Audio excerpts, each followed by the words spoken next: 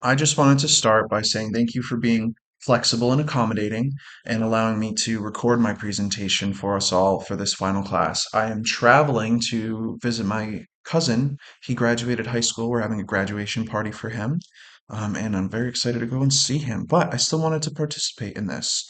So, I will start by saying I really had to pivot on my project. So, my original interview, I did not like how it went. I interviewed my instructional coach. She wanted it to be very brief. She wanted me to just send the questions to her. I tried to elaborate. I think she was just really busy, but I had pivoted and I ended up interviewing a sub-separate special ed teacher, Lisa Lapry. I had observed in her classroom a couple times in my undergrad. She's just a really nice person that I'm familiar with. So I thought maybe I could pivot and look at testing and assessments with a sub-separate program compared to what we do, kind of, and see what I can get for their differentiation. So my focus was my RISE students. The RISE program at my school, there's five total classrooms with a total number of 55 students out of 550 students in the school. This is just one of the programs. There's two. There's another one across the city of Taunton at another school, also with about 55 students in the program. So we have a lot of students in our RISE program. So my challenge is that, these assessments that we use with them, specifically like our iReady and our Dibbles, they don't get a good capture of what they can do. So my question was, how can we gather more meaningful assessment data? How can we accommodate these students when we're doing the assessments? What can we do to differentiate our assessments for the most part? And I think they fall short because it can be a mismatch for what my students are able to do or the students are able to do. My students are very structured and certainty types of students. So having someone come in that's unfamiliar to take them out of the classroom to do a test can be really, really difficult. It can cause a lot of anxiety. It can cause a lot of, they can refuse, they could have behaviors. So I think we need to be more flexible and supportive in how we conduct these assessments, especially with our highest needs students. So my framework on this is that the MTSS does always supports an inclusive assessment. And I thought about our doable differentiation book. My students are structured certainty learners. Yes, they do fall underneath some of the other categories of um, learning styles, but they're very, very, they like routines, they like their expectations known. They need to have a little bit of flexibility when they say no. So, I really thought of my students and with this book. So, my interview subject, like I said, Lisa Lapry, she's been an educator for 25 years, over 25 years. She's been through a lot. She's watched as Desi has changed from the early 2000s to now and how we do work with these students. So she is a really good resource to have and talk to. I was very, very floored by the end of the interview because I learned a lot of things and kind of got my questions answered in a way that I didn't expect them to be answered. And she's a pro at tailoring her instruction and assessments for the kiddos. So we use in my district iReady, Dibbles, the Wyatt 4. Any ELL screenings are done by the ELL team. Any assessments done by speech, language, or OT are done by the speech and language or OT themselves. But for me, the only one I'm really in control of is the iReady. I just give them the test and it's interactive diagnostic. The Dibbles and the Wyatt are both done by an unfamiliar test taker now in our district, which can raise some challenges. So my challenges are with behavior, but also I've tried to accommodate my students. We have like touchscreen computers. We tried it on the iPads. Um, they get engaged. They think it's more like a game, or they'll try to close out of it, and it can make for a time-consuming process. Same thing with the Dibbles. The Dibbles team comes in and they just take the student out of the classroom, and that can be a challenge in itself. And then working with that person too can also be a challenge. And even more so with the Wyatt. The Wyatt is done by an academic testing team. So this person comes in, takes a student, does the test, drops them off, and that's the only interaction they have. So it's really, really unfamiliar, and they don't really know that person or they don't know the student. So I said, Miss Lapry, how do you accommodate these standardized tests? And was she was very blatant with me. She said, You can't. You cannot accommodate the test itself, which I probably should have realized, but hearing it firsthand really solidified it for me. So she does not accommodate or modify the test at all. She does not prompt them. She doesn't reword the questions. None of that. She accommodates the structure of the test, which I found to be so interesting. She breaks these tests into chunks. She'll do them in half hour, 45-minute blocks, or maybe even less if they need to. She always makes sure it's done with a familiar adult, someone who knows the student.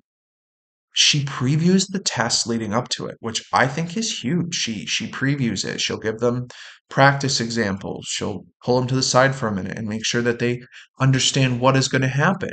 And that way they're not anxious going into the test. And she also has plenty of motivational reinforcement for these students, different incentives, extra recess time, extra time on the computer. Sometimes they can earn a snack. Sometimes they can earn a game that they like to play. It's really giving them that choice, much like the book says, giving them lots of choice, and it helps them do these harder tests. She also pointed out that her program has alternative assessments. They use the ABLES, which is an autism specific assessment, and it is more of an observation. I was able to look a little more into it on their website, and it focuses on their interactive play.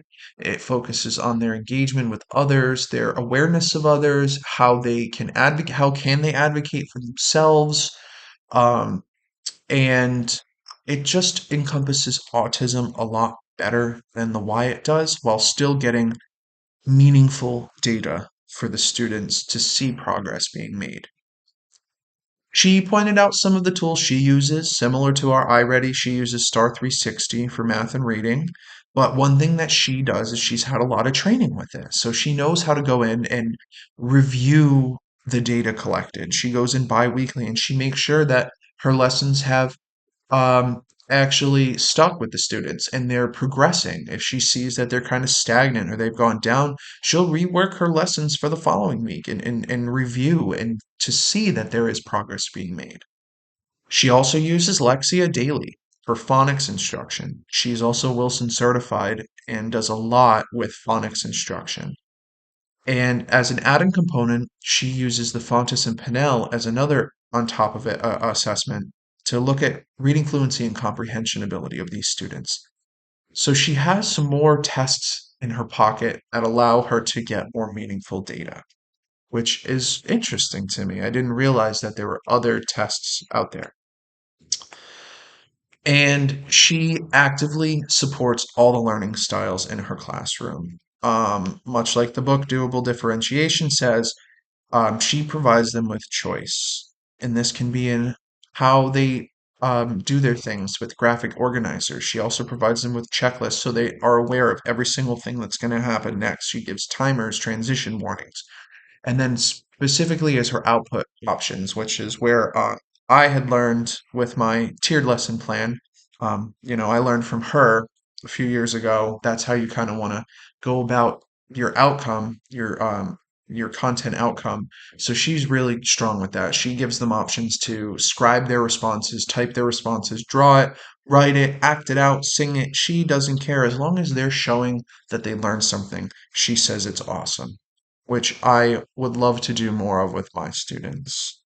So, my key takeaways: I need to prepare more, prepare and preview when we're doing these assessments because they are essential for success. They do provide a very clear idea of what the student can do, but I have to present this in a structured way. I need to be predictable and I want to have familiarness with these students when we do it.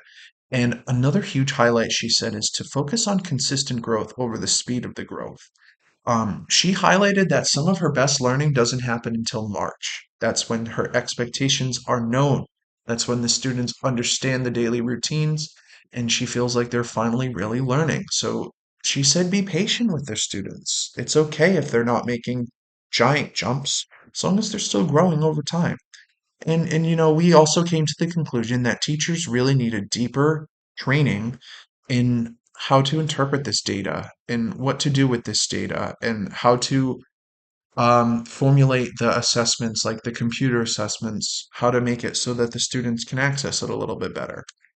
And my final thoughts, I just really understood a lot more about what we're going for with assessment, how to better prepare my students, how to better prepare myself, how to be more accurate, and just it really emphasized that my students are all individual. They are all on IEPs, and not everything is going to be a fix for them. I have to look at the individual and really cater my instruction to what they can do specifically. That is my presentation. Thank you again so much for letting me do it over a recording rather than present it. And I hopefully can still answer questions. I should still be in the class on Zoom. I'll probably be somewhere in Pennsylvania driving at this time. All right, thanks.